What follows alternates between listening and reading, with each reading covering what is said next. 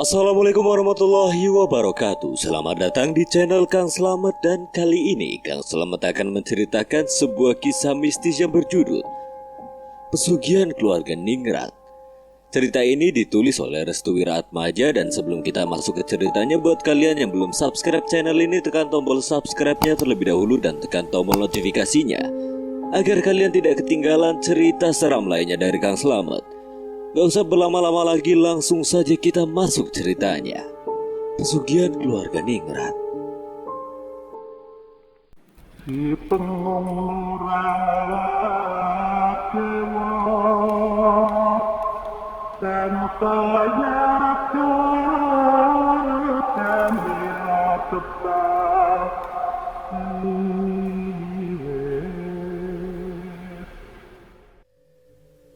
Saudaramu sedang ditawan di rumah Arumi. Aku sudah menyiapkan rencana penyelamatan untuk saudaramu. Akan tetapi, orang pemerintahan itu menjaganya dengan ketat. Birawa menyuruh mereka untuk segera menyelamatkan Raden Kunchoro sebelum Raden Kunchoro dibunuh oleh Pak Lingga dan yang lainnya.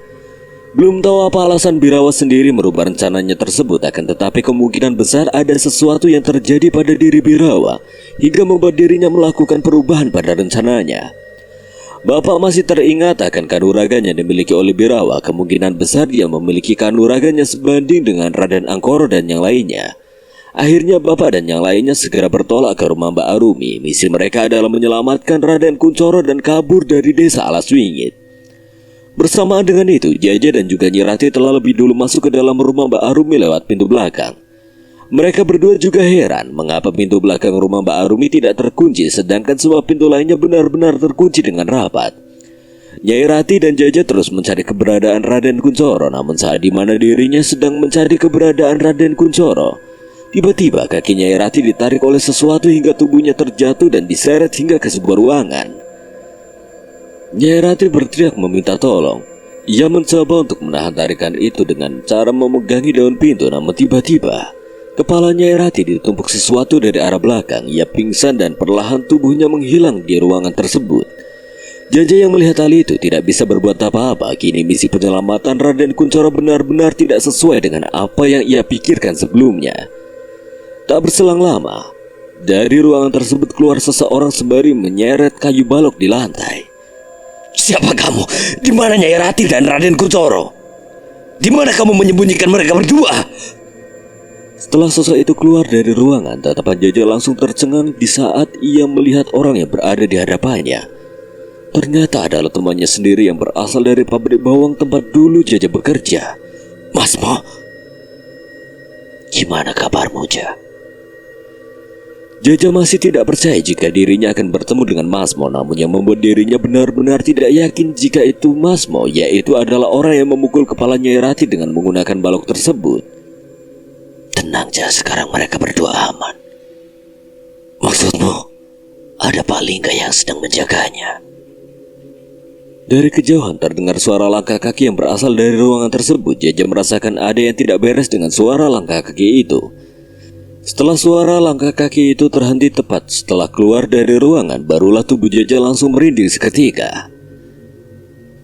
Jadi kamu gak mau balik ke pabrik? Sementara itu, waktu semakin terus berjalan. Bapak dan yang lainnya segera mencari cara untuk bisa masuk ke dalam rumah tersebut. Jika memang benar seperti apa yang diperkirakan Bapak, maka Birawa akan berhadapan dengan Raden Angkoro. Kemungkinan besar juga Mbak Arumi dan Kang Didi ikut serta dalam penyerangan tersebut untuk melindungi tuannya. Itu berarti di dalam rumah Mbak Arumi hanya tersisa Pak Lingga dan juga Raden Kunchoro. Mereka bergegas menuju ke dalam rumah Mbak Arumi. Sesampainya di sana, Kang Waris meminta ke Bapak untuk tidak masuk ke dalam rumah tersebut. Ia khawatir jika di dalam rumah tersebut ada jebakan lain yang mungkin saja sudah direncanakan oleh Pak Lingga. Lebih baik kalian berdua pergi dari sini. Jika kalian berdua sampai ditangkap, maka semua akan selesai. Bapak dan Ibu segera pergi ke tempat lain untuk mencari perlindungan yang aman. Sedangkan Kang Waris, ia merasa ada energi besar yang berada di dalam rumah tersebut. Purnama semakin bersinar terang di atas langit Alaswingit. Suara nafas dari ibu terdengar jelas hingga membuat bapak khawatir akan keadaannya. Bu, Ibu gak apa-apa kan? Gak apa-apa Pak, kita mau kemana? Saat ibu menanyakan hal tersebut, ia melihat ada dua orang warga sedang melambai-lambaikan tangannya ke arah bapak dan juga ibu. Bapak dan ibu segera menuju kedua orang tersebut. Mereka berdua tidak mengenali siapa dua orang warga tersebut. Ibu dan bapak pun segera masuk ke dalam rumah warga itu. Pak, tolong ambilkan minum. Ternyata dua orang warga tersebut adalah mereka yang ditemui oleh Jaja dan juga Nyai Rati. Mereka berdua mendapatkan mandat dari seseorang untuk melindungi bapak dan juga ibu. Mbak Arumi menyuruh kami untuk melindungi kalian berdua. Mbak Arumi, dia meminta kami berdua untuk melindungi kalian karena kalian adalah kunci utama dari penyerangan di malam ini. Ibu langsung menoleh ke arah bapak, seperti tidak percaya apa yang baru saja dikatakan oleh wanita hamil tersebut. Mengapa Mbak Arumi melakukan hal tersebut? Bukankah dia juga termasuk dalam bagian orang-orang yang membantu dalam penubalan ini? Wanita hamil itu menatap ke arah suaminya. Ia seperti meminta bantuan kepada suaminya untuk menjelaskan apa yang dikatakan oleh Mbak Arumi sebelum malam hari tiba. Sebelum waktu gelap datang, Mbak Arumi dan juga Kang Didik mendatangi rumah kami, Mas. Dia menjelaskan sesuatu terkait peristiwa yang akan terjadi di malam purnama nanti.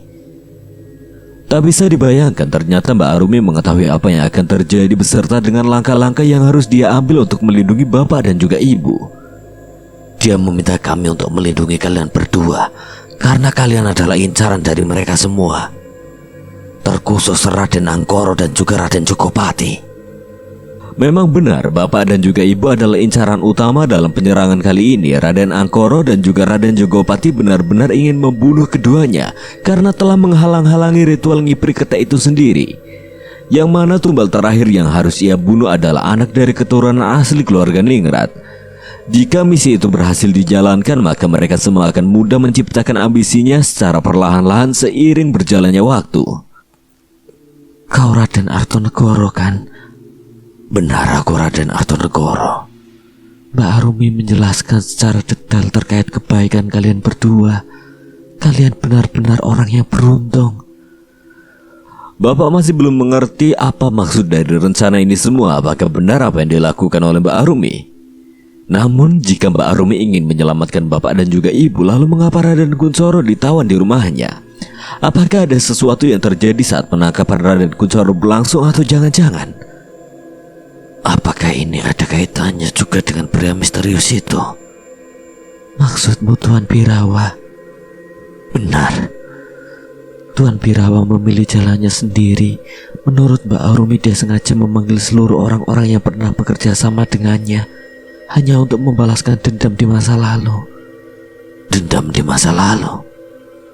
Wanita hamil itu hanya mengangguk paham. Ternyata kedatangan dari Raden Angkoro dan yang lainnya ke desa Alas Wingit sudah diperhitungkan jauh-jauh hari. Tidak ada jawaban yang terucap dari wanita hamil tersebut. Hanya terdiam sembari menunggu pembahasan lain mungkin saja tidak mengarah kepada hal ini. Kami tidak bisa menjawabnya. Bapak hanya mengangguk paham. Ia sendiri hanya bisa menunggu waktu untuk bisa keluar dari ancaman semacam ini. Sementara itu, 3 orang yang sudah tertangkap, mereka semua ditutupi wajahnya menggunakan sebuah kain sembari kedua tangannya diikat di belakang kursi sebuah ruangan. Arumi, di mana tuanmu itu? Maaf Mas, tadi beliau keluar sebentar untuk menuju ke hutan Alas Wingit. Katanya dia ingin memanggil Nyai. Bagus, sudah 3 tawanannya kita tangkap.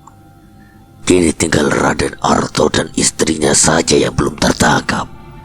Di ruangan tersebut sudah berkumpul 5 orang yang kemungkinan besar ikut berkecimpung dalam penyerangan malam purnama. Mereka adalah Mbak Arumi, Kang Didi, Mas Mo, Pak Lingga, dan juga Raden Angkoro. Kelimanya seperti menunggu sesuatu untuk diselesaikan secara bersamaan. Baiklah, aku akan keluar sebentar.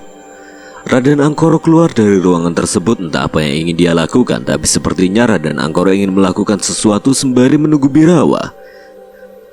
Pak Lingga tertawa kencang ketika mendengar para tawanannya merintih. Ia seperti menikmati hal-hal yang sudah pernah terjadi di saat ritual di pabrik bawang tersebut. Aku rindu ritual di pabrik bawang. Kali ini kau tidak bisa lari lagi, Jak. Kau sudah ditakdirkan untuk mengalirkan darah untuk keseimbangan kehidupan kami semua. Pak Lingga kemudian berjalan keluar dari ruangan tersebut. Namun sebelum dirinya keluar, Pak Lingga meminta kepada Masmo untuk menyiksa ketiganya dengan memecut bagian kaki dan tangan ketiga tawanan tersebut. Pecut mereka sampai tangisan berubah menjadi air mata darah.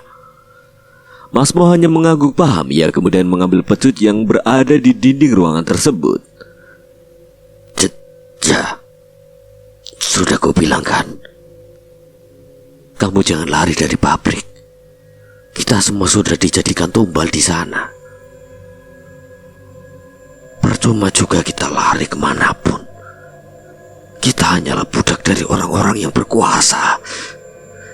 Ia kemudian melepaskan kain yang menutupi kepala Jaja. Sepertinya Masmo sangat rindu dengan wajah ketakutan yang tergambar di wajah Jaja. Maaf ya, Ja. Aku ingin hidup juga.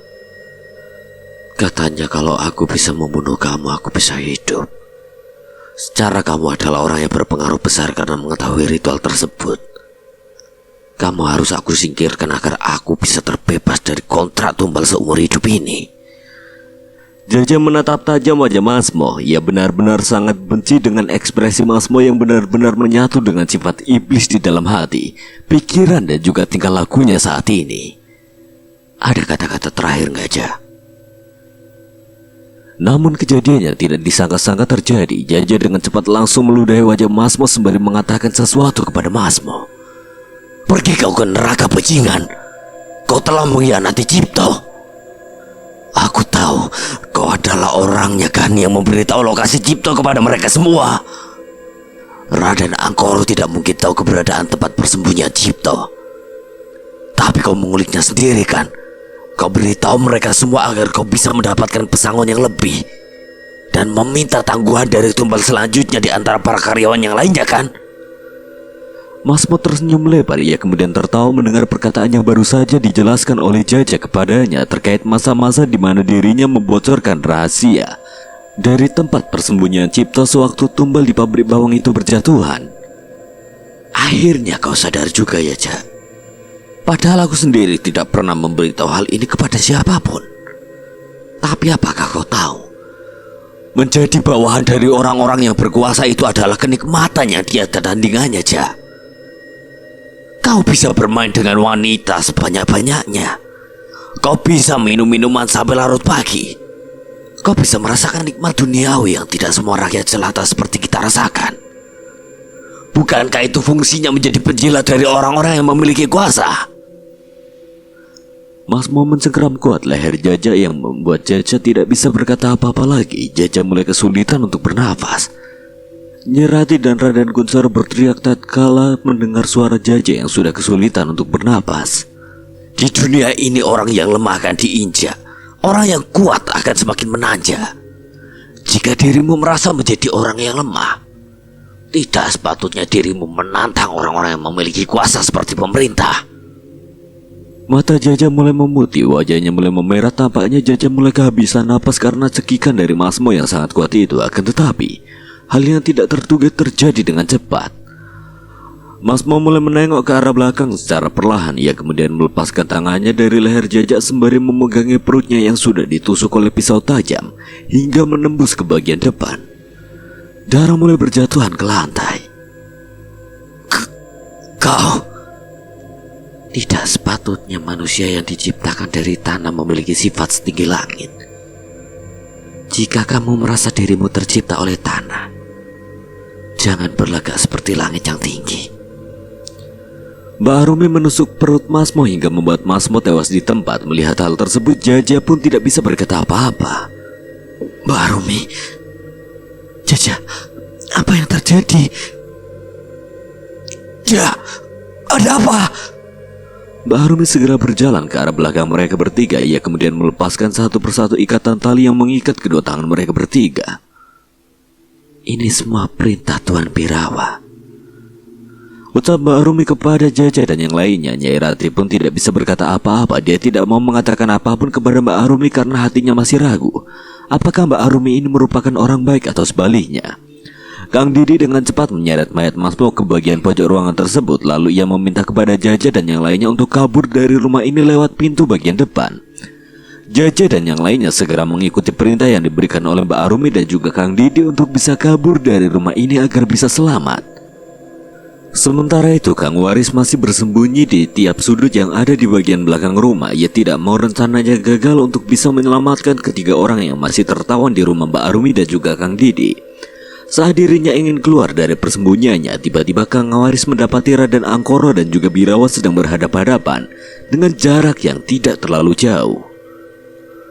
Tuan Birawa, sudahkah kau memanggil Nyai? Aku tidak sabar untuk bisa menangkap Raden Arto dan yang lainnya. Jika mereka tertangkap, kau bisa mengembalikan ibu dan juga ayahmu dalam keadaan hidup-hidup. Birawa tidak menggubris ucapan Raden Angkoro, akan tetapi Birawa langsung mengeluarkan energi yang besar. Ia seperti tidak ingin ada basa-basi di antara pertemuan kali ini. Apa yang kau lakukan? Raden Angkoro, penerus dari keluarga Brotoseno. Bukankah kau tahu? Alas Wingit ini tercipta dari rasa marah dan rintihan tangisan seorang anak dan juga ibu yang hilang di hutan sana. Apakah kau lupa? Dulu ayahku bekerja sama denganmu hanya untuk menciptakan Jin Kolo Ireng keinginanmu. Ternyata Jin Kolo Ireng adalah hasil pertukaran antara Birawa dan juga ibunya di hutan Alas Wingit. Sedangkan Nyai yang dimaksud adalah sosok dari ibu Birawa yang benar-benar diciptakan oleh Mbah Jayo untuk menarik Birawa yang masih terjebak di hutan Alas Wingit. Raden Angkoro hanya terdiam, dia tidak bisa berkata apa-apa sewaktu kartu ahnya dibuka oleh Birawa. Ibuku mati karena itu. Aku tersiksa di alam sana. Jin Kolo Ireng yang menjadi pertukaran kami berdua hanya dijadikan rencana busukmu untuk menguasai pesugihan dari Traningratmu seorang. Tanpa kau sadar, bayi-bayi yang lahir harus diserahkan ke sana untuk dijadikan makanan dari Jin Kolo Ireng. Jika tidak diberi makan, maka mereka yang berasal dari hutan Alas Wingit, mereka semua akan membumi hanguskan seluruh warga yang ada di sini. Kang Waris terkejut mendengar hal itu. Ternyata Birawa sendiri benar-benar sakit hati akan kelakuan dari Raden Angkoro yang benar-benar memperalat Mbah Jayo dengan iming-iming pesugihan yang akan dilakukannya. Mbah Jayo kemudian sengaja melakukan penukaran kepada Dedemit Alas Wingit dengan dua anggota keluarganya hanya demi kekayaan yang ingin dia dapatkan untuk membantu melancarkan ngipir ketek yang dilakukan oleh keluarga Brotoseno dan juga keluarga Ningrat. Malam ini aku akan membunuhmu, Angkoro. Tak lama kemudian Birawa memanggil sesuatu yang auranya sangat besar. Dia adalah Nyai, seorang wanita bergaun merah dengan wajah yang mengerikan. Patenono menungso kui. Wanita bergaun merah itu segera mendorong tubuh Raden Angkoro hingga dirinya menabrak tembok dan mengeluarkan banyak darah dari mulutnya. Kang Waris tahu ini adalah di luar dari kemampuannya. Ia tidak menyangka jika hal ini akan terjadi dengan begitu cepat. Namun saat Kang Waris mengira Raden Angkoro telah meninggal dunia, tiba-tiba dia mendengar suara monyet dari reruntuhan tembok tersebut. Tak lama kemudian tubuh dari Raden Angkoro berubah sepenuhnya menjadi hitam. Tubuhnya benar-benar dilapisi oleh bulu-bulu berwarna hitam. Taringnya yang panjang mulai terlihat dengan jelas. Matanya yang memerah benar-benar menyorot tajam ke arah Birawa. Kedua tangannya menggaruk-garuk ke bagian kepala. Ketek Ireng. Birawa merasa jika aura kematiannya disebarkan oleh Raden Angkoro sangatlah besar. Jadi ini adalah wujud aslimu selama ini, Angkoro. Di sisi lain, cepat kita harus lari. Jaja, Raden Kuncoro dan Nyi Ratih berlari menuju ke ruangan depan. Namun sewaktu mereka ingin keluar lewat pintu depan, tiba-tiba mereka bertiga terkejut di saat melihat seorang pria sedang terduduk sembari menghisap puntung rokok yang akan habis. Di samping pria tersebut ada sosok hitam dengan mata merah menyala sedang berdiri sambil menatap tajam ke arah mereka. Memang benar, tuan rumah itu bisa saja bertindak sebagai teman, atau bisa juga bergerak seperti lawan. Jelas Pak Lingga saat menatap 5 orang yang sedang berdiri di hadapannya. Kang Didi meminta kepada yang lainnya untuk segera keluar dari rumah ini. Kalian semua keluar. Orang pemerintahan ini memiliki jin kolo ireng yang diciptakan oleh Mbak Jayo. Mbak Jayo? Iya benar, Mbak Jayo. Mbak Jayo sengaja menciptakan jin kolo ireng hanya untuk mendapatkan bagian dari rencana yang diiming-imingkan oleh Raden Angkoro. Kang Didi menjelaskan menciptakannya ini maksud adalah menggabungkan energi-energi jahat menjadi satu wadah untuk membuat sebuah energi besar yang lebih mengerikan. Lalu muncullah jin kolo ireng, sosok yang berperan penting dalam ambisi Raden Angkoro dan yang lainnya. Mereka berempat pun segera pergi meninggalkan Kang Didi sendirian. Tinggal beberapa orang yang mungkin saja bisa selamat atau tidak. Mereka semua harus benar-benar keluar dari rumah tersebut agar bisa selamat dari ancaman kematian yang mengintai mereka. Akhirnya mereka berempat pun selamat dan mampu keluar dari rumah tersebut. Namun saat mereka berempat keluar, Mbak Arumi meminta kepada Nyi Rati untuk pergi ke rumah warga yang dikunjunginya pada siang tadi. Kalian harus pergi dari sini. Ikuti Nyi Rati. Dia tahu rumah warga tersebut. Di sana sudah ada Raden Artonegoro dan yang lainnya. Mbak mau kemana? Mbak Arumi hanya tersenyum lebar. Ia hanya ingin semua yang ada di dekatnya selamat, termasuk suaminya sendiri. Aku akan membantu suamiku. Alhasil mereka berempat pergi dari rumah Mbak Arumi dan berencana untuk bergabung bersama dengan Raden Artonegoro dan yang lainnya di rumah warga tersebut. Penyerangan demi penyerangan terus berlanjut. Kang Waris masih melihat mereka berdua bertarung dengan sangat mengerikan. Ia juga terkejut saat melihat Raden Angkoro yang berubah menjadi siluman kete ireng. Akan tetapi, kejadian yang tidak terduga pun benar-benar terjadi di antara keduanya. Mereka berdua yang sudah saling menyerang satu sama lain akhirnya benar-benar kehabisan energi. Raden Angkoro kembali ke bentuk semulanya setelah dirinya tidak sanggup lagi berubah bentuk menjadi kete ireng. Sedangkan sosok wanita merah itu juga menghilang bersamaan dengan keluarnya darah dari mulut dan hidung Birawa. Keduanya sudah tergeletak jatuh, namun naasnya bangunan di tempat mereka saling menyerang satu sama lain sepertinya tidak kuat untuk menahan energi mereka semua. Keduanya terjatuh tepat di saat reruntuhan bangunan tersebut perlahan ambruk karena energi yang mereka berdua keluarkan. Rumah di tempat mereka bertarung tersebut benar-benar ambruk bersamaan dengan bunyi dentuman kencang seperti suara ledakan. Kang Waris segera menyelamatkan diri dari reruntuhan rumah tersebut. Untungnya ia berhasil keluar sesaat sebelum semuanya menjadi hancur dan reruntuhan tersebut berhamburan di sekitarnya. Kang Waris tidak menyangka ternyata semuanya sudah selesai sampai di sini. Apakah semuanya sudah selesai? Tidak ada tanda-tanda pergerakan lagi, semua terdiam. Tak apa yang terjadi, kemungkinan besar semua yang berada di reruntuhan tersebut meninggal dunia. Ia kemudian perlahan meninggalkan tempat tersebut untuk segera bergabung dengan yang lainnya. Saat Kang Waris sedang berjalan-jalan mencari bapak dan yang lainnya, ia kemudian melihat ada seorang wanita menggunakan pakaian adat Jawa sedang berdiri di dekat alas wingit. Wanita itu sedang memegangi kepala orang yang tidak begitu jelas wajahnya karena sudah menghitam dan tidak berbentuk lagi. Tak lama kemudian wanita tersebut menghilang bersamaan dengan munculnya kabut di sekitar hutan alas wingit. Kang Waris terus berjalan sembari memanggil-manggil nama bapak. Dari kejauhan salah satu pintu rumah warga terbuka. Dari dalam rumah tersebut keluar seorang pria dengan perawakan yang sangat familiar. Kang, sini Kang! Kang Waris segera menuju ke rumah tersebut. Tak berselang lama disusul oleh yang lainnya keluar bersamaan dan memeluk tubuh Kang Waris. Kang, apa yang terjadi? Akan aku jelaskan nanti. Kita harus keluar dari desa ini. Kita benar-benar harus keluar. Karena memang semuanya sudah usai. Jadi semuanya? Iya benar. Nyai Rati tiba-tiba meneteskan air mata yang memeluk tubuh Raden Kuncoro suaminya. Nyai Rati belum bisa mengucapkan ucapan terima kasih kepada Mbak Arumi dan Kang Didi karena telah menolong mereka semua dari maut. Hidup terus berjalan, kita yang menentukan arah hidup dan tujuan kita. Hidup dan mati memang sudah diatur, tetapi kita berhak untuk merangkai takdir kita.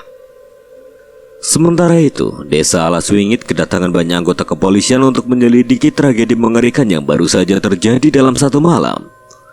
Lapor komandan, 4 jasad ditemukan dalam keadaan tewas.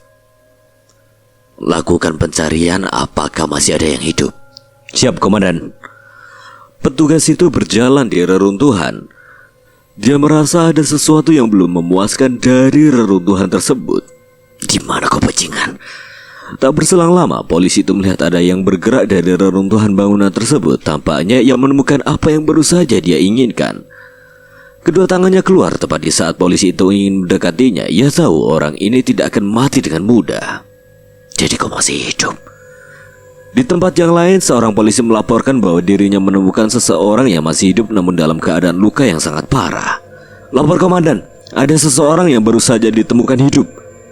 Baik, ambil juga yang ini. Dia masih hidup.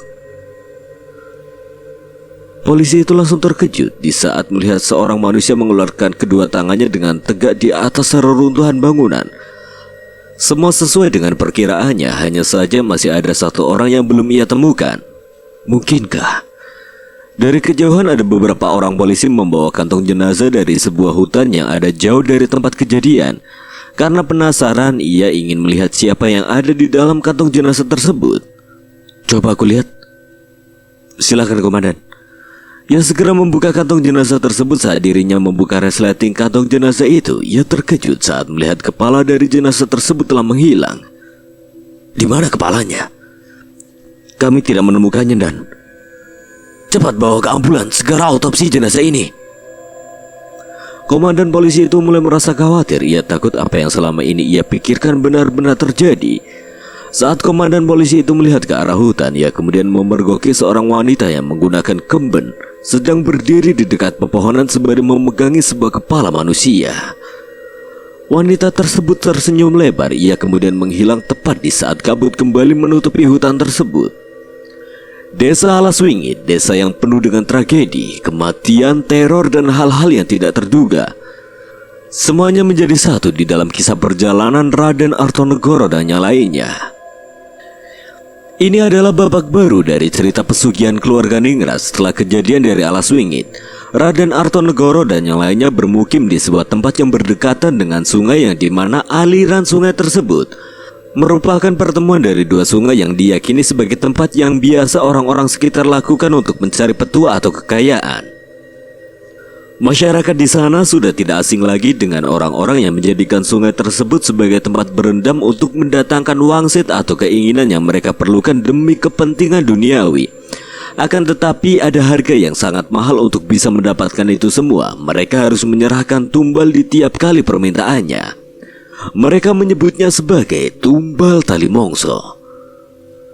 Setelah kejadian dari Alaswingit, bapak dan yang lainnya bermukim di sebuah tempat yang letaknya lumayan jauh dari keberadaan Alaswingit itu sendiri. Kini mereka semua benar-benar harus kembali berjuang, entah apa yang akan terjadi di masa yang akan datang.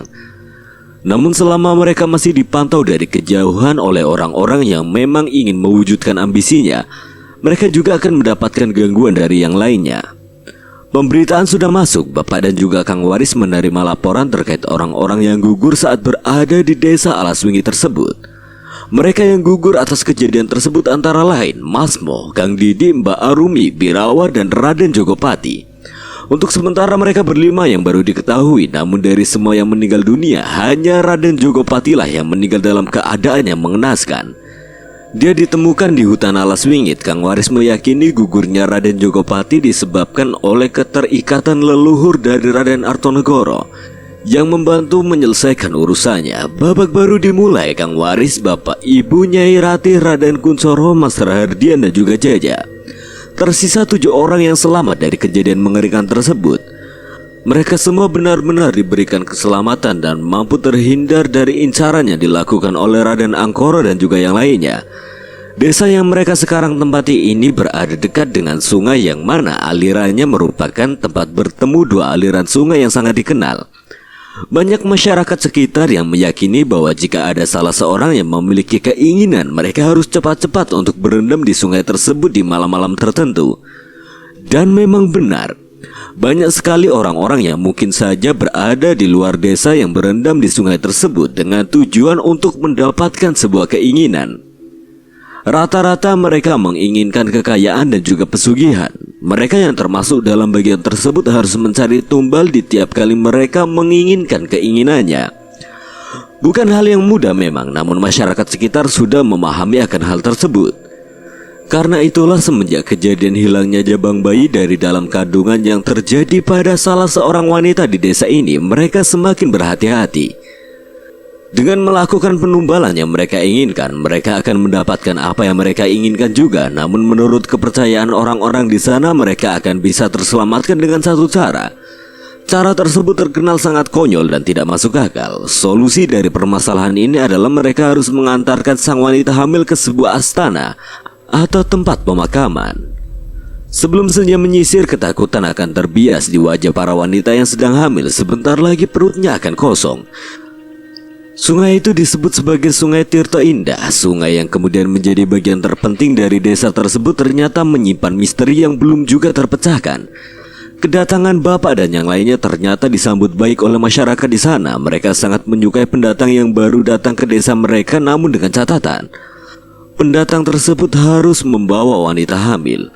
Ibu hanya melihat para warga yang tersenyum lebar kepadanya. Tatapan mata mereka yang kosong, lalu wajahnya yang menggambarkan sebagai warga asing yang baru saja ditemui oleh ibu baru-baru ini. Mereka tampak antusias di saat menyapa segerombolan orang-orang yang baru mendatangi desa tersebut. Bapak dan Kang Waris menuju ke sebuah rumah besar yang di dalamnya sudah tersedia banyak kamar. Untuk sementara mereka akan tinggal di desa tersebut untuk mencegah kejaran dari Raden Angkoro dan yang lainnya.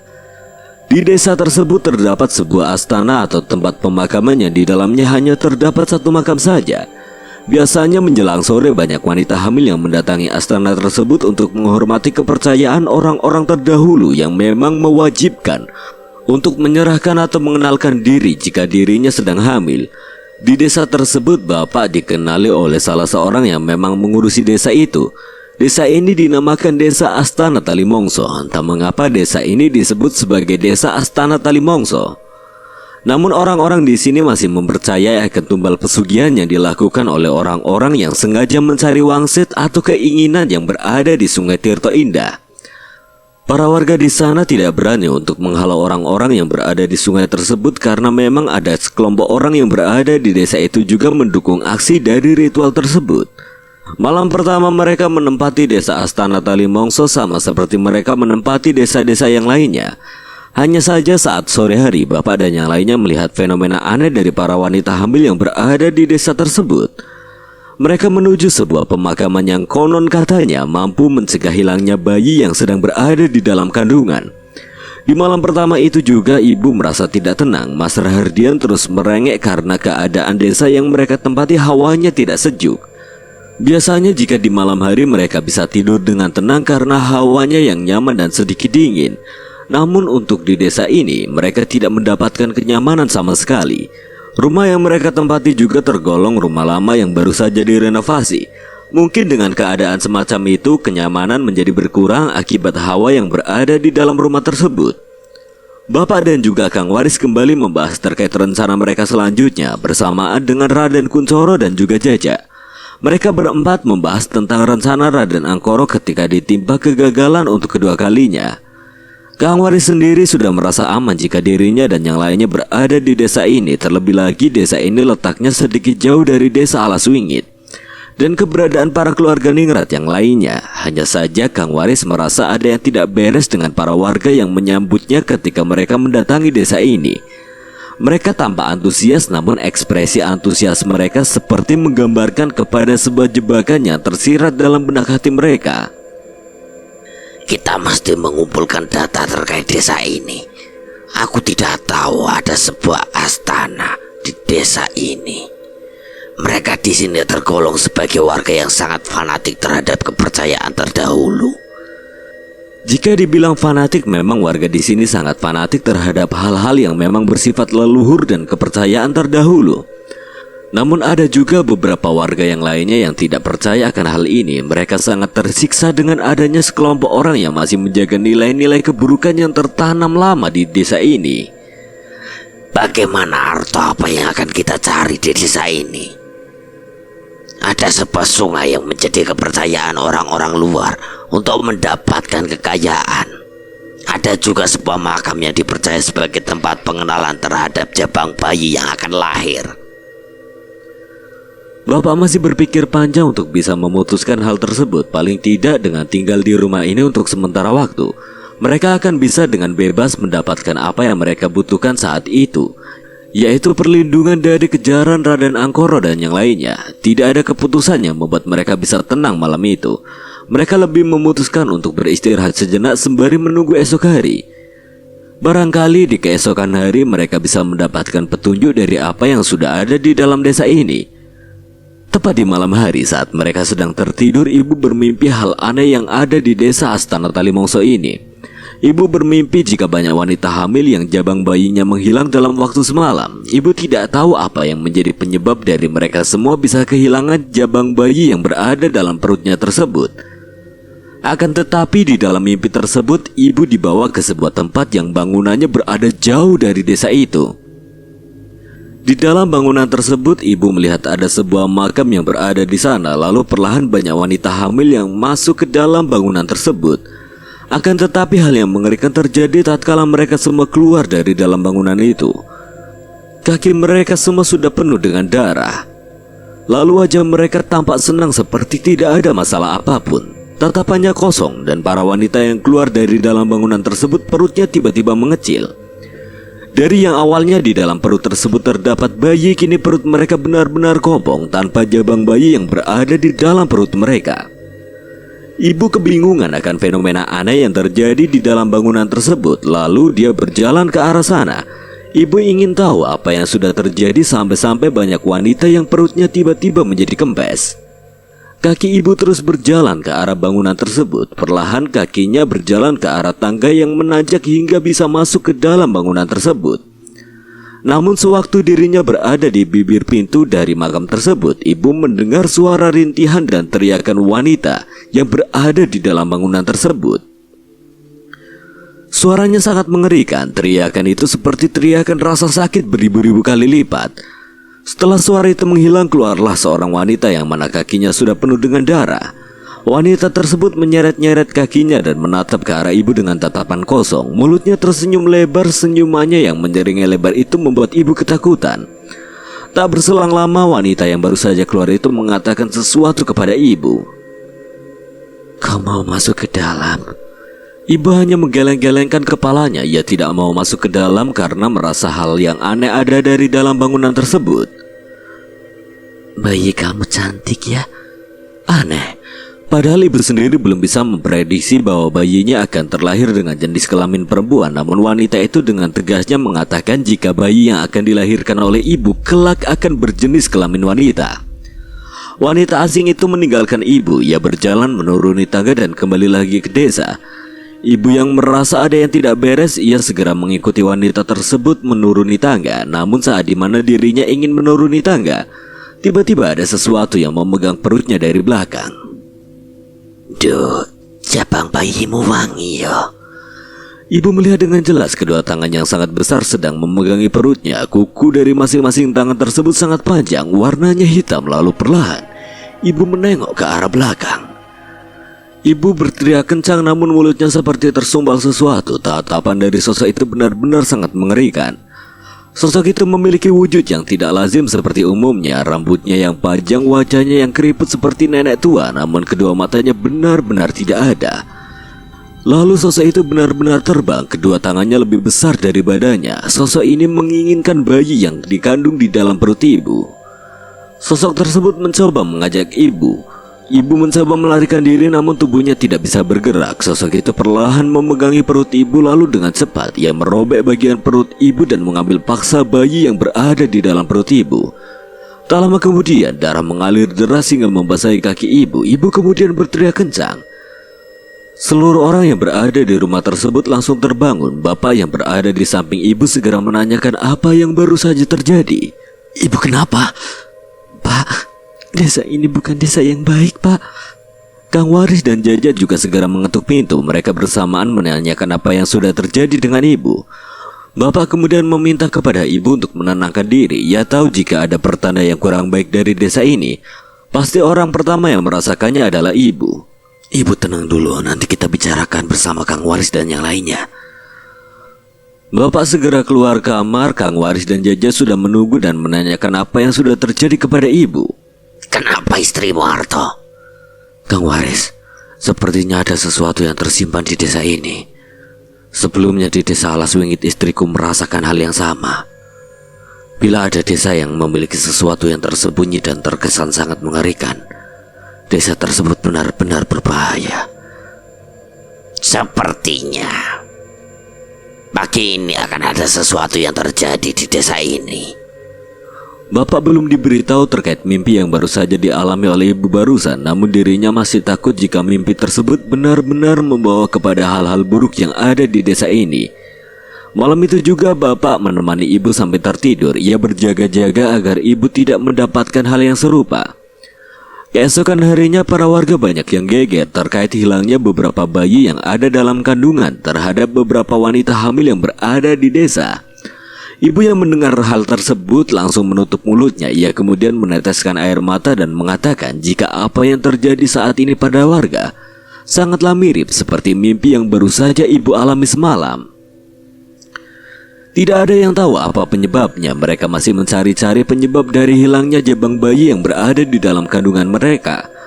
Para wanita yang bayinya menghilang dalam waktu semalam hanya bisa menangis histeris, tatapannya menjadi kosong.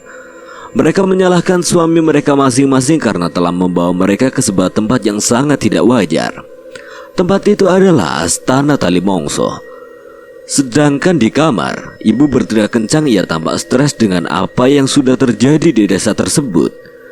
Beberapa kali ibu mengatakan jika desa yang ditempatinya sekarang bukanlah desa yang baik baginya, karena seluruh penggambaran yang ada di mimpinya sama persis seperti apa yang sudah terjadi saat ini.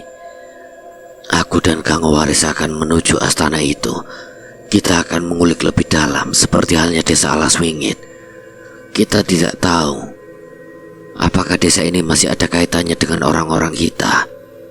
Ibu yang sabar. Orang-orang kita? Aku merasa desa ini masih ada hubungannya seperti halnya desa Alas Wingit. Desa yang menumbalkan bayi di desa ini juga. Bayi yang ditumbalkan. Namun aku tidak tahu apa yang sedang terjadi di desa ini. Bapak berpikir jika desa Astana Tali Mongso ini masih memiliki hubungan dengan orang-orang yang mengincarnya, yaitu keluarga Raden Angkoro. Jika memang ini dibenarkan, apakah desa ini masih ada kaitannya dengan orang-orang keluarga Raden Angkoro terdahulu?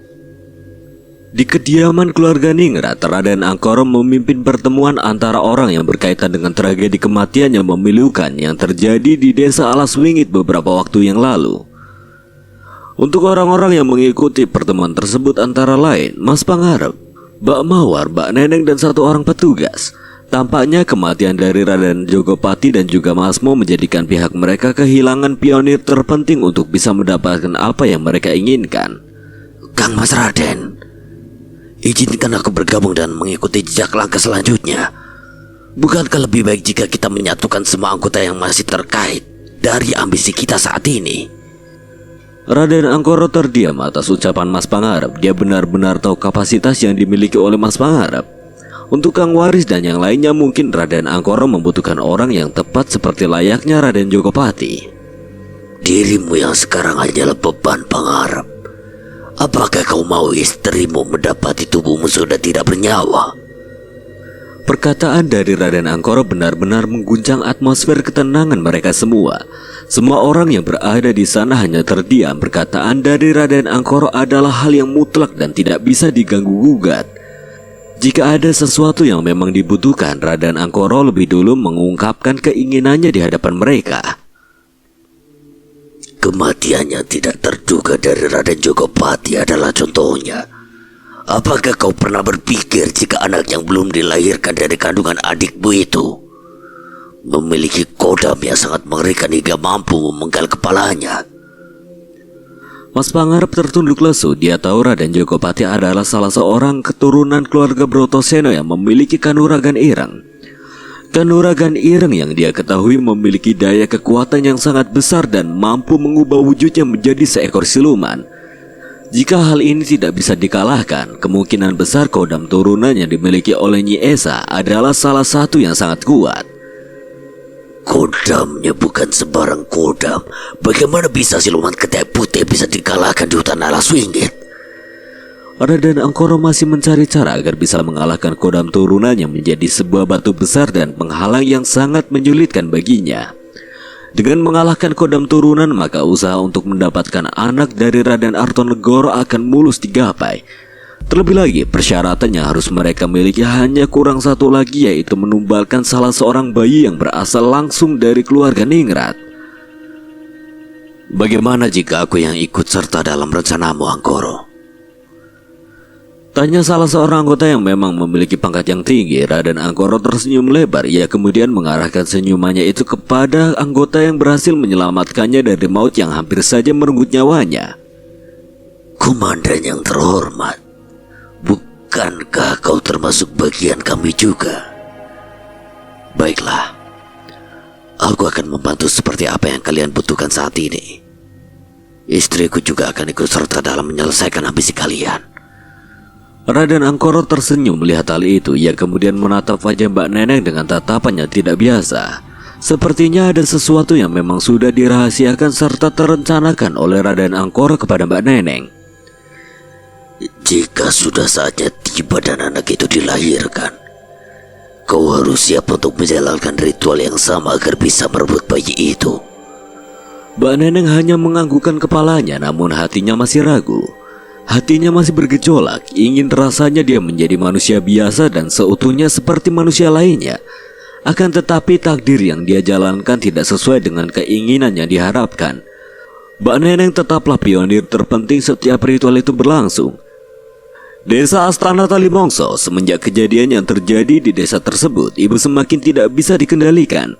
Ia masih terbayang-bayang dengan mimpinya semalam. Menurut ibu, apa yang baru saja dia mimpikan sama persis dengan kenyataan yang sedang ia hadapi sekarang. Banyak wanita hamil yang perutnya menjadi kosong, jabang bayinya menghilang dan tangisan serta rintihan minta tolong ada di mana-mana. Sebenarnya ada apa dengan desa ini? Mengapa desa ini begitu sangat menyeramkan hingga banyak wanita hamil yang bayinya tiba-tiba menghilang hanya dengan semalam saja? Sebagai pendatang, bapak dan ibu belum tahu mengenai aturan yang berlaku di desa ini. Karena itulah bapak dan juga Kang Waris berencana mencari sesepuh dari desa tersebut yang bisa dijadikan sebagai patokan untuk mencari tahu terkait latar belakang desa yang mereka tempati saat ini. Bapak dan juga Kang Waris berkeliling ke seluruh tempat hingga mengunjungi rumah-rumah warga untuk menanyakan lokasi rumah sesepuh yang ada di desa Astana Talimongso. Untungnya ada salah seorang warga yang berbaik hati yang ingin memberitahukan terkait rumah dari sesepuh desa Astana Talimongso. Dia juga sekaligus menyebutkan nama dari sesepuh tersebut. Namanya adalah Ki Batoro. Awalnya bapak dan juga Kang Waris ingin menuju ke rumah Ki Batoro, namun saat mereka ingin menuju ke tempat yang sudah diberitahu oleh salah seorang warga, bapak dan Kang Waris terkejut saat melihat sebuah bangunan yang disebut-sebut sebagai astana. Pandangan mereka berdua terhenti pada sebuah bangunan tua yang di hadapannya telah tersusun rapi akan banyak sesajen dan seserahan. Kang, ini bangunan apa? Mungkin ini yang dikatakan oleh mereka tempat pengikatan. Tempat pengikatan? Setiap wanita yang ingin hamil atau sedang hamil mereka harus ke tempat ini. Percakapan mereka berdua terhenti oleh suara langkah kaki dari arah belakang. Kalian pendatang? Iya, kami pendatang, Pak. Untuk pendatang seperti kalian, setidaknya jangan sering-sering mengunjungi tempat-tempat yang tidak boleh dilalui. Pamali. Kang Waris dan bapak terdiam. Mereka berdua tidak tahu apa yang barusan dikatakan oleh warga itu adalah bagian dari aturan yang diterapkan untuk para pendatang. Ngomong-ngomong, ini tempat apa, Pak? Sudah saya bilang jangan ke sini. Iya, Pak. Maafkan kami. Kami berdua pamit dulu. Saat mereka berdua ingin pergi, Kang Waris masih penasaran akan bangunan tua di pojok desa itu. Bangunan itu menyimpan energi mistis yang dapat dirasakan begitu melihat ke arah bangunan tersebut. Hari semakin sore, para warga menyuruh anak-anak kembali ke rumah masing-masing karena akan ada seorang warga yang melahirkan. Ibu dan bapak melihat secara jelas huru-hara para warga di saat hari akan gelap. Mas, kamu ngerasa aneh gak sama desa ini? Aku masih belum mengerti dengan desa ini. Mengapa wanita yang melahirkan begitu sangat mengerikan di pandangan orang-orang yang ada di desa ini? Maksud kamu apa, Bu? Sore tadi banyak warga yang berteriak ketakutan karena salah seorang wanita yang akan melahirkan. Mereka merasa ketakutan karena bayi itu tidak hilang dari dalam kandungan. Bukannya bagus karena selamat? Justru itu adalah petaka, Pak. Petaka bagaimana, Bu? Bayi itu harus diserahkan ke astana. Maksudnya bangunan tua itu? Bapak tahu tempat itu? Bapak baru saja melewatinya, tapi keburu diusir oleh warga. Niatnya Bapak bersama Kang Waris akan menemui sesepuh bernama Ki Batoro. Katanya dia tahu terkait latar belakang desa ini. Ibu hanya terdiam. Dia tampak asing mendengar nama dari sesepuh itu. Namun bukan itu yang menjadi permasalahannya. Yang membuat ibu masih terpikirkan hingga saat ini adalah mengapa tidak ada tindakan lanjut dari sesepuh desa Astana Talimongso itu sendiri terkait kejadian yang baru-baru terjadi. Apakah ada sesuatu yang benar-benar ditutupi oleh sesepuh desa ini hingga dirinya memang menyengajakan kejadian ini terus berlarut-larut dan berlanjut sampai ada sesuatu yang bisa menghentikannya? Malam itu ibu tertidur di dalam pelukan bapak. Ibu ingin menenangkan pikirannya yang kalut dalam hal yang tidak menyenangkan dan membuatnya tidak betah untuk tinggal di desa ini. Akan tetapi berbeda dengan yang terjadi di malam itu. Malam itu seorang warga telah melahirkan anak laki-laki. Ki, apakah anak ini akan dibawa ke bangunan itu? Harus. Semua yang lahir di desa ini harus dibawa ke desa. Jika tidak, kalau tidak, kenapa, Ki? Desa ini akan terkena kutukan. Saya mohon jangan bawa anak kami, Ki. Sudah, jangan banyak bicara. Kau mau desa kita akan terkena tulah. Tapi Ki, ini malam hari, hawanya sangat dingin. Saya takut anak saya mati kedinginan. Ucap pria yang sudah menjadi bapak dari bayi itu. Namun Ki Batoro tetap berjalan sambil menyanyikan sebuah kidung aneh yang disebut-sebut sebagai kidung pemanggil dari Nyi Randasari. Kamu yakin akan ikut sampai ke astana? Itu anak saya, Ki. Saya nggak mau terjadi apa-apa terhadap anak saya. Jika Nyi Randasari menerima anakmu, maka bayi kamu akan selamat dalam keadaan utuh. Namun jika tidak, apakah kamu rela hanya melihat dua bola mata yang utuh? Pria itu terdiam, mungkin ingin memberontak dan menarik paksa bayi itu, namun tidak mungkin. Pria itu tertunduk di hadapan Ki Batoro. Aura hitam yang dipancarkan oleh Ki Batoro sangatlah kuat. Sesampainya di astana, Ki Batoro menyuruh pria itu menunggunya di luar. Sedangkan Ki Batoro masuk ke dalam astana sambil membawa bayi mungil yang baru saja dilahirkan. Ki, tolong sampaikan kepada Nyi Randasari untuk menerima bayi saya. Tolong kembalikan dalam keadaan utuh, Ki. Tunggulah di sini.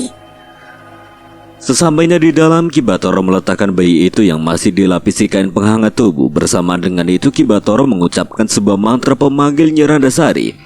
Dari luar, angin malam semakin membesar. Pepohonan bergoyang ke sana kemari. Pria dari anak itu khawatir akan sesuatu yang terjadi pada anaknya. Beberapa saat kemudian, Ki Batoro keluar sambil membawa kain dari bayi itu yang masih digendongnya. Ki, anak saya diterima. Ketika selimut itu diserahkan kepada pria dari anak itu, ia berteriak dengan kencang karena yang didapatinya adalah dua bola mata yang dimiliki oleh anaknya itu. Ki Batoro tersenyum dan berkata, Nyi Randasari juga anakmu, tapi dia hanya mengembalikan kedua bola matanya saja. Keesokan harinya para warga berduyun-duyun keluar mengantarkan seserahan menuju ke astana atau bangunan itu. Ibu dan bapak serta yang lainnya melihat dengan jelas para warga yang membawa banyak sekali makanan untuk diserahkan kepada astana itu. Mereka berdua pun bertanya-tanya kepada para warga sekitar mengenai kegiatan tersebut. Bu, ini ada apa kok rame-rame ya? Oh, ini banyak pendatang ya? Iya Bu, saya dan suami saya baru saja bermukim di desa ini. Ya gak apa-apa kalau belum tahu. Jadi jika ada wanita hamil yang akan melahirkan atau ingin memiliki anak, maka harus menuju ke astana untuk menyerahkan sesajen, biar Nyi Randasari senang. Nyi Randasari itu siapa, Bu? Nyi Randasari itu... Ki Batoro, saya ke astana dulu ya. Ucapan warga itu terpotong karena di belakangnya sudah berdiri Ki Batoro. Ibu dan bapak juga yang lainnya terkejut akan kehadiran Ki Bathara yang telah dulu ada di sekitarnya. Tiba-tiba Kang Waris merasakan hal yang berbeda. Dia merasa ada bentrokan energi yang kencang yang berasal dari tubuh Ki Bathara. Kalian mau ke astana juga? Mereka semua hanya terdiam, namun kali ini Kang Waris menjawab pertanyaan dari Ki Bathara dengan cepat. Untuk apa? Jika kalian ingin tahu tentang desa ini, ikutlah ke astana. Tidak usah membawa sesajen, cukup hadir, kelak bayimu akan selamat. Tatapan ibu mengarah ke arah Ki Bathara seperti memberi sinyal kepada bapak bahwa desa yang mereka tempati merupakan desa yang menganut sebuah kepercayaan terhadap setan. Begitu juga dengan Kang Waris, dia seperti merasakan ada sesuatu yang memang sedang direncanakan oleh Ki Bathara dengan cara memanipulasi orang-orang yang ada di desanya agar mau mendatangi tempat yang disebut sebagai astana. Ki Bathara meninggalkan mereka semua. Tidak seperti biasanya, Mas Rahardia juga merasakan apa yang menjadi ketakutan ibu. Dia terus memegangi tangan ibu sembari menatap ke arah wajah ibu dengan tatapannya penuh dengan kekhawatiran. Di dalam astana, Ki Bathara menyuruh meletakkan sesajen tersebut di dekat sebuah makam tua. Makam itu disebut-sebut sebagai makam dari Nyi Randasari. Belum tahu jelas mengapa para warga sangat menghormati Nyi Randasari. Namun mereka yang memiliki kepentingan tertentu, mereka sangat mengharapkan keberkahan yang memang sudah tertanam dalam diri Nyi Randasari melalui Ki Bathara. Jadi apa yang kalian inginkan? Saya ingin punya anak, Ki. Ki Bathara hanya tersenyum. Dia menatap semua warga yang memohon-mohon kepadanya sembari mengagung-agungkan namanya layaknya seseorang yang sangat diharapkan oleh para warga. Permintaan kalian akan dikabulkan. Para warga yang senang mendengar jawaban itu, mereka kemudian menundukkan badannya sembari memohon-mohon kepada Ki Bathara agar mau memberikannya keberkahan terkait apa yang mereka inginkan. Ki Bathara terdiam sejenak. Ia meminta kepada para warga untuk terdiam sejenak karena sudah saatnya dirinya ingin berkomunikasi kepada Nyi Randasari. Sembari merapalkan mantra, Ki Bathara mencoba berkomunikasi kepada Nyi Randasari. Bersamaan dengan itu, angin berhembus dengan kencangnya. Para warga mulai merasakan ketakutan karena hembusan angin tersebut tidak seperti hembusan angin pada umumnya. Tak lama kemudian, Ki Bathara berjalan ke arah warga secara satu persatu sembari menyentuh kepala mereka masing-masing. Setelah melakukan hal semacam itu, Ki Bathara kembali ke tempatnya semula sembari mengatakan kabar yang menggembirakan. Nyi Randasari telah berkata kepadaku bahwa dia akan mengabulkan semua keinginan dan permintaan kalian hari ini. Para warga ikut senang mendengar berita tersebut. Mereka pun memberikan pujian kepada Ki Bathara sembari memuja-mujanya seperti layaknya Tuhan. Pak Subroto dan Ibu Mela namanya. Mereka berdua merupakan orang yang sudah menutup-nutupi kejadian di pabrik bawang. Di saat tragedi memilukan itu terjadi, Pak Subroto dan juga Ibu Melan membantu Raden Angkara untuk menutupi kebusukan yang selama ini dilakukan oleh keluarga Brotoseno dan juga keluarga Ningrat. Mereka berdua jugalah yang mengurusi tragedi selanjutnya yang terjadi di Alas Wingit. Bisa dibilang setiap langkah yang dilakukan oleh Raden Angkara sudah mendapatkan backup dan perlindungan dari Pak Subroto dan juga Ibu Melan. Apa langkahmu selanjutnya, Angkara? Raden Angkara terdiam sejenak. Ia membakar rokok kretek kesukaannya sembari memikirkan strategi selanjutnya yang ingin dia lakukan agar bisa mendapatkan apa yang ia inginkan. Astana Talimongso. Desa itu adalah desa yang tidak memiliki norma. Kematian hanyalah permainan yang dijadikan percobaan untuk meningkatkan kekuatan kanuragan yang dimiliki oleh leluhurnya. Tidak seperti Alas Wingit, Astana Talimongso sendiri merupakan ancaman bagi Raden Angkara. Pasalnya leluhur di sana juga berkeinginan untuk mendapatkan jabang bayi yang diincarnya untuk menyelesaikan pesugihan yang akan dilakukannya lagi. Pak Subroto hadir sebagai pendamping yang tepat bagi Raden Angkara. Kematian Raden Jogopati memang sangat disesali. Namun untuk sekarang dia hanya membutuhkan orang yang memiliki kelas untuk bisa menutupi segala tragedi pertumpahan darah yang akan terjadi. Kita akan ke sana. Tengah malam menyapa, ibu tiba-tiba terbangun. Ia terkejut ketika suaminya sudah berada di pelukannya. Ibu tersenyum lalu mengecup kening suaminya sebagai tanda cinta terhadapnya.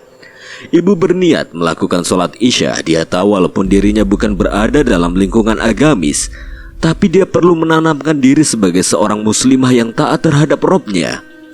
Selepas sholat, ibu mendengar suara langkah kuda. Dia terkejut manakala suara kuda itu berhenti tepat di depan rumahnya. Saat ibu ingin mendekati pintu, ia merasa aura berbeda yang dirasakan dari balik pintu rumahnya. Suara tawa kecil layaknya nenek tua yang sedang menertawakan tingkah lucu cucunya. Tubuh ibu merinding seketika.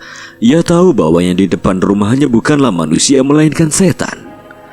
Wilujeng peteng, abdi karuhun kampung ieu. Ibu baru ingat bahwa desa ini memiliki leluhur sesuai apa yang dikatakan oleh Ki Bathara kepadanya. Dia ingin mencoba menanyakan tentang desa ini, namun aura hitam yang ia rasakan tiba-tiba menghilang. Ibu membuka pintu untuk memastikan sosok itu berada di tempatnya atau tidak. Namun begitu ia melihat keluar, ia terkejut melihat para ibu-ibu yang sedang berada di depan rumahnya dengan perut membesar seperti orang hamil. Kedua mata ibu terbelalak manakala satu persatu dari perut mereka tersobek secara perlahan karena bayi yang berada di dalamnya sudah tidak sabar untuk keluar. Darah bercucuran kemana-mana. Ibu berteriak sekencang-kencangnya. Ia segera menutup pintunya dan masuk ke dalam. Namun baru saja ia menutup pintu, ibu mendengar suara tangisan bayi yang membuat dia tertidur. Ibu memegangi perutnya sambil menutup mata. Namun suara itu terus meningkat seperti halnya bayi-bayi itu sudah tepat di depannya. Ibu terkejut saat dirinya melihat sosok Nyi Randasari yang sedang dikelilingi bayi-bayi yang tidak memiliki kedua bola mata. Nyi Randasari terbang ke arahnya sambil membawa bayi ke arahnya yang menandakan bahwa bayi itu adalah miliknya nanti. Saat ibu membuka mata kembali, ia melihat bayi itu sudah penuh darah dan matanya tidak ada. Ibu berteriak karena ketakutan. Tiba-tiba, Bu, kamu kenapa? Kamu kenapa? Pak, ada setan, Pak. Kamu dari tadi tiduran di sini, Bu. kamu mimpi buruk ya? Ibu baru sadar bahwa dirinya masih berada di tempat sholat. Ia pun memeluk bapak karena kejadian buruk yang dialaminya adalah hanya sebuah mimpi. Pak, ibu takut. Iya, Bu. Ibu yang tenang ya. Ada bapak di sini. Sebentar lagi kita akan tahu tentang desa ini. Ini, Bu. Diminum dulu sampai habis. Hanya satu tegukan yang diminum oleh ibu, namun air itu langsung dengan cepat habis. Bapak tersenyum melihat air yang menetes dari mulut ibu karena rasa haus yang begitu menguras energi dari dalam tubuhnya. Sekarang tidur ya. Aku takut bayi yang ada di kandungan kamu nanti akan sakit. Hari berjalan seperti biasanya. Tidak ada perbedaan dalam diri ibu kecuali nafsu makan yang begitu lahap sehingga tubuhnya mengalami pelebaran yang signifikan. Perut ibu semakin hari semakin membesar. Pertanyaan demi pertanyaan masih terus mengambang di pikiran ibu dan yang lainnya semenjak kejadian di mana ibu dimimpikan atau bahkan diperlihatkan sosok asli dari Nyi Randasari. Ki Bathara sering mengunjungi rumah ibu dengan tujuan mengulik informasi dan mengetahui lebih jauh terkait keadaan jabang bayi yang diinginkan Nyi Randasari. Kang Waris dan yang lainnya hanya bisa memantau pergerakan dari Ki Bathara dan kedua ajudannya tersebut. Jika memang ada sesuatu yang sangat mencurigakan, Kang Waris akan bertindak lebih dulu untuk menghentikan langkah yang akan diambil oleh Ki Bathara. Apakah dia datang kemari? Maksud Ki Bathara leluhur itu adalah nenek tua yang menyelinap mendatangi rumah ini. Kamu pernah menemuinya? Semalam aku bertemu dengannya, Ki. Ucap ibu sambil mengingat-ingat kembali. Tiba-tiba ibu merasakan sakit yang luar biasa di perutnya. Seperti ada kontraksi kencang yang membuat perutnya tiba-tiba mengeras tidak seperti biasanya. Ki Bathara meninggalkan mereka dengan wajah tersenyum. Ia menuju ke arah istana untuk melakukan sesuatu. Nyi, sebentar lagi aku akan sempurnakan dirimu. Dalam hitungan terakhir dari bayi yang ditumbalkan untuk Nyi Randasari kembali 99 dan bayi terakhir yang dipercepat pertumbuhannya jatuh kepada ibu, di mana bayi yang akan dijadikan tumbal akan genap 100. Jika berhasil dengan sempurna maka Ki Bathara sendiri akan mendapatkan ilmu hitam. Tiba-tiba langit mengamini apa yang diminta oleh Ki Bathara. Hujan mengguyur desa itu. Kilatan petir menggelegar seperti akan ada sesuatu yang tidak disukai. Ki Bathara keluar dari astana sambil melihat ke arah langit. Ia dengan senangnya berteriak, Sebentar lagi keinginanku akan terwujud. Ibu kembali memimpikan sesuatu yang sangat aneh. Dari luar kamar, Bapak dan juga Kang Waris masih memikirkan cara bagaimana agar mereka bisa menyelamatkan ibu yang terus-menerus dihantui oleh ketakutan yang telah dibuat oleh Ki Bathara.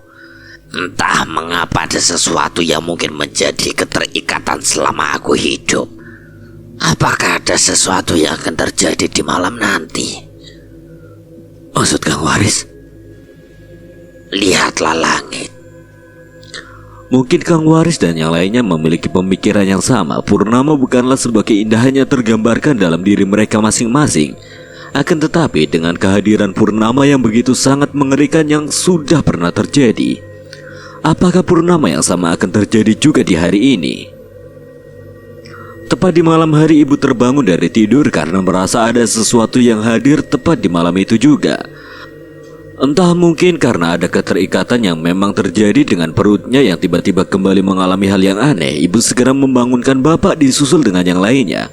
Mereka pun dibangunkan secara satu persatu karena ada firasat ibu yang kurang baik yang terjadi pada malam itu. Saat dimana mereka terbangun, dari luar terdengar suara tawa nenek tua.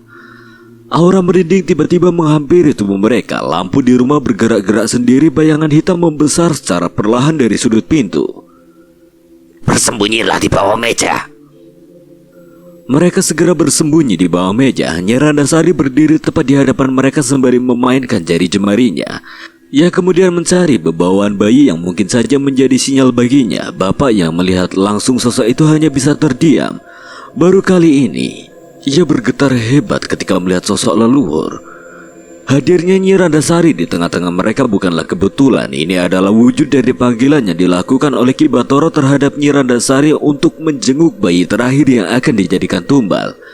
Nyi Randasari mengeluarkan sebuah suara seperti suara kelelawar di tengah malam. Suara itu sangat berisik hingga membuat gedang telinga Bapak sakit. Tubuh Nyi Randasari melayang, hanya saja penampilannya seperti hitam yang kainnya menempel hingga ke lantai. Anehnya Nyi Randasari tidak berani masuk ke dalam kamar. Hal ini juga disebabkan oleh seorang wanita yang mengenakan pakaian adat Jawa yang sudah berdiri sembari menatap tajam ke arah Nyi Randasari.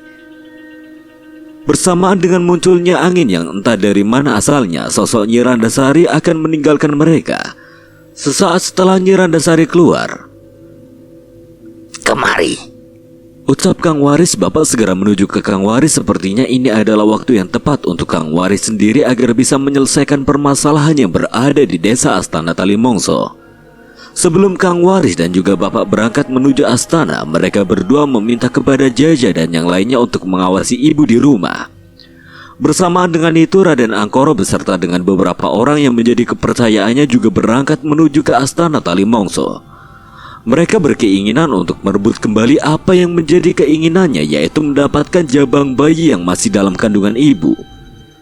Bapak dan Kang Waris mempercepat langkah mereka. Sepertinya Ki Bathara sedang melakukan sebuah ritual yang digunakan untuk mendapatkan apa yang ia inginkan. Dan benar saja, saat Kang Waris dan juga Bapak tiba di sana, mereka berdua melihat Ki Bathara sedang memegang bejana berisi cairan berwarna merah. Jadi kau adalah iblis di balik ini semua. Ki Bathara hanya tertawa mendengar hal itu. Dia kemudian meminum perlahan cairan yang diyakini sebagai darah dengan sekali tegukan. Bersamaan dengan itu, Ki Bathara merapalkan sebuah mantra yang digunakan untuk memanggil Nyi Randasari yang memang sudah menjadi waktunya untuk kembali dikeluarkan. Wahai penguasa malam yang gelap, demi Astana yang menjadi kokoh karena terbunuhnya puluhan tumbal bayi, demi kutukan yang menjalar ke dalam nadi tiap wanita yang akan melahirkan, keluarlah kesesatan yang memumpuni Nyi Randasari. Dari dalam astana keluarlah sosok hitam yang memiliki bentuk yang tidak seperti apa yang diperkirakan oleh Kang Waris dan juga Bapak. Dia adalah sosok Nyi Randasari yang bentukannya sama seperti apa yang telah mereka lihat saat berada di rumah. Sosok itu mendekati Ki Bathara. Ia kemudian berteriak dengan sangat kencang seperti memekikan suara layaknya kelelawar yang berada dari dalam gua. Sontak saja Kang Waris dan Bapak langsung menutupi kedua telinganya karena suara itu benar-benar menggema di dalam otak dan juga mengganggu pendengarannya. Tak lama kemudian Bapak yang terlebih dulu merasakan efek samping karena suara tersebut. Dari hidung dan juga telinganya keluar darah secara perlahan. Sedikit demi sedikit tubuh Bapak kemudian melemas, wajahnya memucat. Karto, Kang Waris menatap wajah bapak yang sudah sangat pucat. Lalu tidak berselang lama bapak langsung pingsan karena tidak mampu menahan. Suara itu terus dibunyikan sampai Kang Waris juga merasakan hal yang sama seperti yang bapak rasakan. Tubuh Kang Waris melemah dan tidak bisa digerakkan sedikit pun anggota badannya. Kang Waris tidak bisa melakukan apa-apa lagi. Ia hanya bisa mendengar suara tawa yang mungkin saja berasal dari Ki Bathara yang sedang menikmati kekuatan besar dari Nyi Randasari. Tapi kebahagiaan dari Ki Bathara tidak berlangsung lama. Tiba-tiba terdengar suara gamelan dari kejauhan.